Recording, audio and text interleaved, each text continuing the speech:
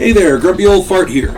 Due to YouTube's changing quote-unquote community standards, I created a channel called Grumpy Old Fart over on Rumble, a free speech alternative to YouTube. You can see all of my stuff over there, including my political and social commentary, as well as my current events videos.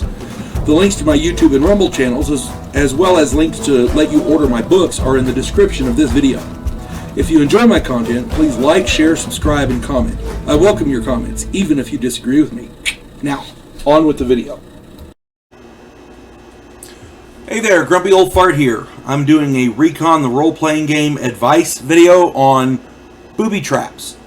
This is primarily for the game master, but it wouldn't hurt a player to watch this as well, or at least to listen to it. Booby traps in war go back thousands of years. Devious bastards can always find a way to injure or kill unsuspecting enemies with common items.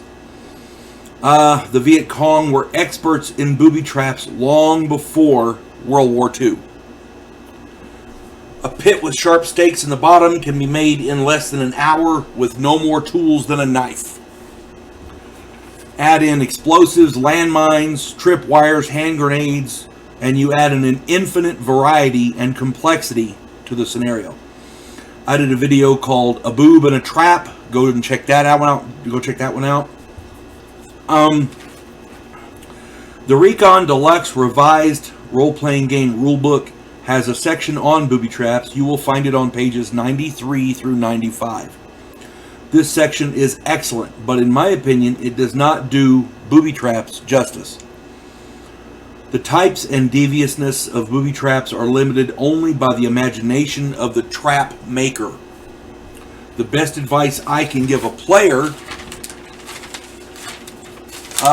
would be to watch out for anything out of place.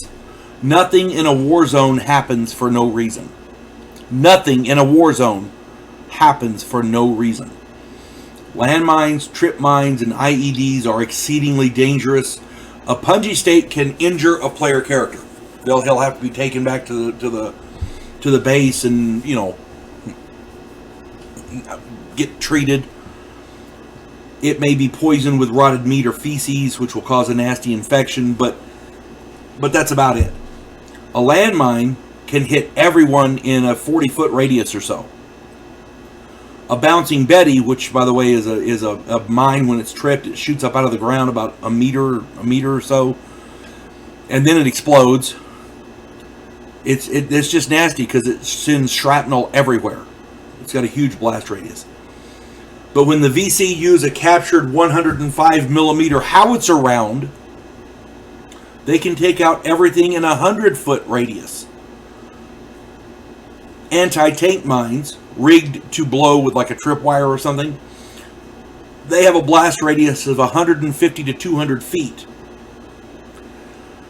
And then there's my favorite booby trap in the world, the M18A1 Claymore mine. Claymores are directed blast anti-personnel mines designed to clear an entire area in front of it, up to a 150-foot arc. The back blast could encompass up to 40 feet.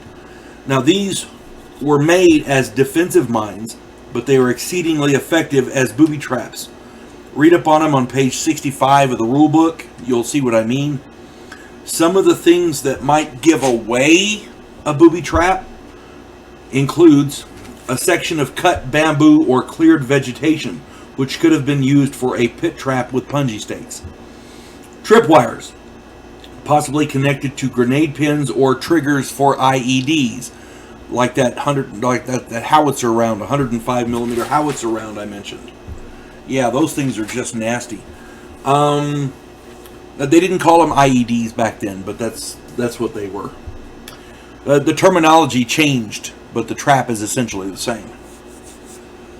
A brightly colored cloth in a bush or hanging in a tree, possibly acting as a distraction for a hidden pit under it, or connected to a tripwire for a bomb. Those are just nasty.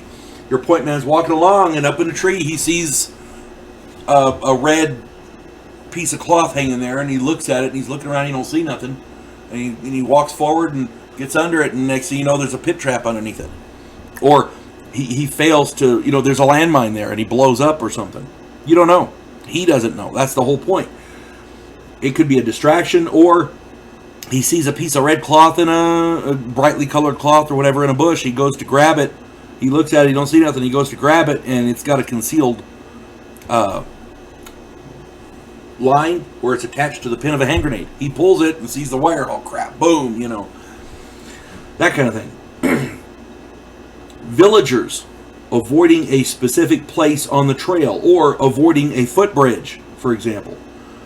Yeah, the villagers probably know of a booby trap there, but are afraid to warn U.S. troops about it because the VC will take it out on them.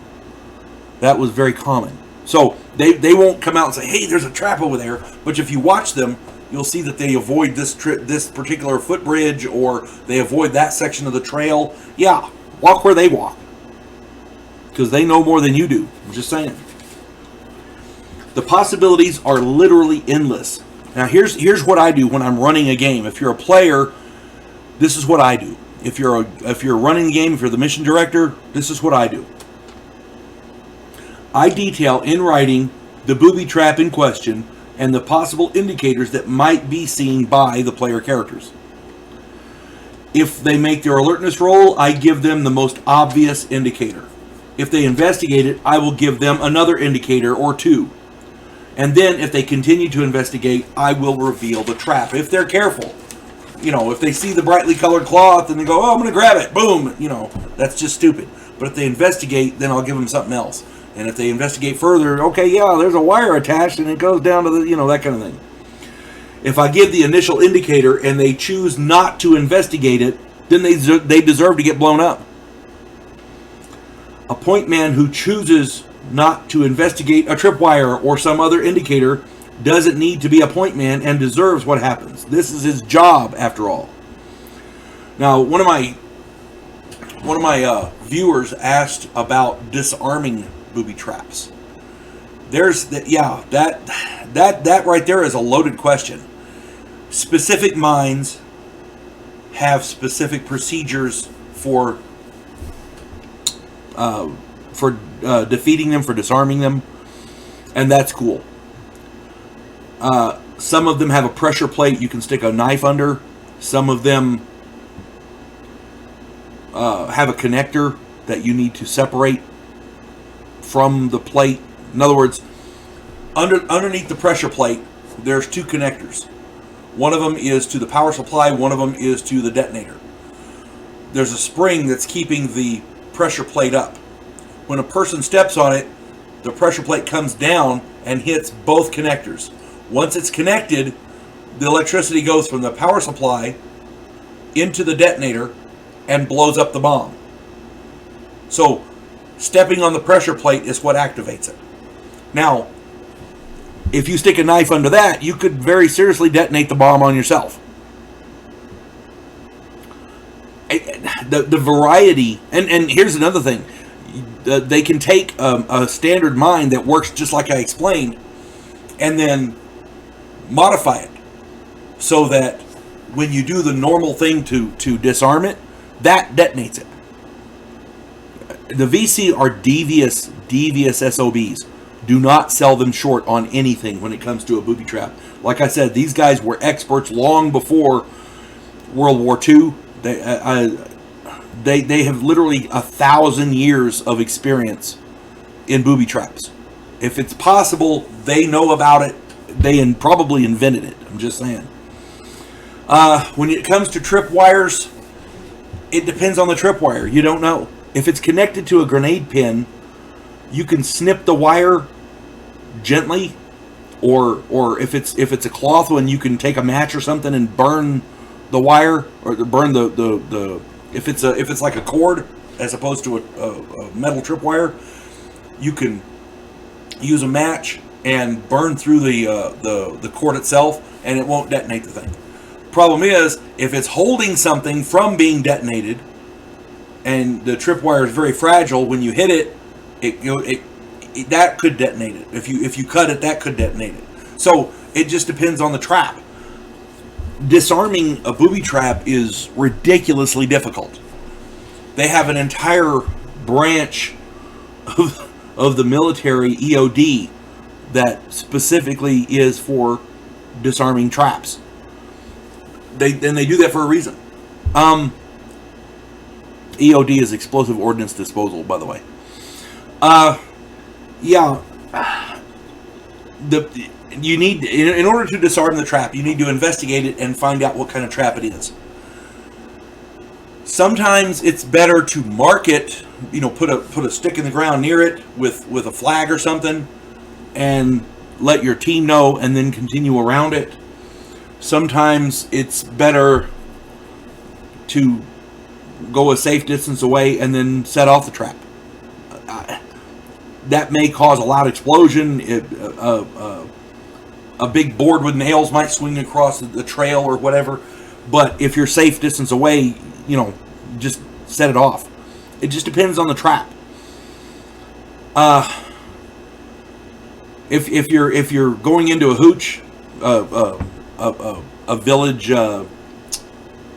habitat, and there's a door there, and you open the door, it's possible that door is hooked to a wire, and there's a shotgun in there, and you just set it off, or an explosive or whatever. The amount and the variety and the complexity of booby traps can range from the basic simple stuff to an infinite variety of complexity. You just sitting here and trying to name them all is ridiculous. There's no way anyone could do this. The video would be 8 days long. The only thing you can do as a player to disarm a booby trap is to find out how it works and then disable it.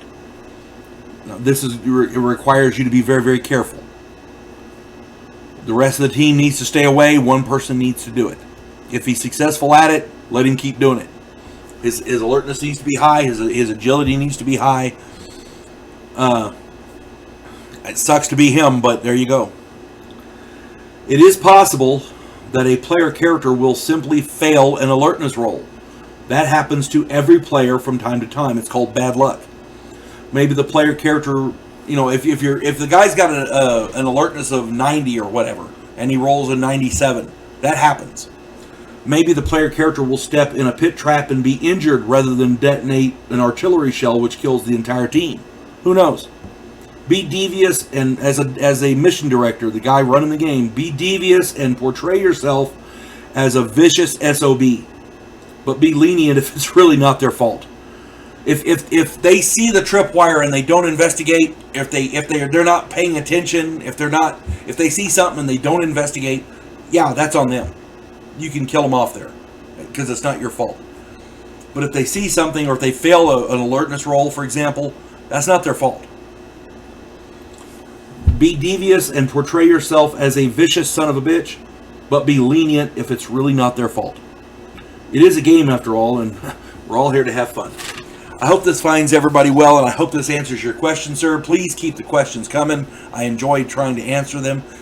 I've been playing this game a long time. I've been running it almost... As a matter of fact, when we got the game, I was the first guy they elected to run it, because I had the most experience running games. And I still run it today. I hope this finds everybody well. You folks have a good day now. God bless one and all. Devo Poland, a scientific representative of a pacifist race called the Gandhiri, is sent away as an exchange officer. His objective, to learn the one skill his species never developed, to fight. And he's sent to learn that skill from the one species who does it better than any other in the galaxy, humans. If you like science fiction with an upbeat military tone, check out my novel, Vanguard 1.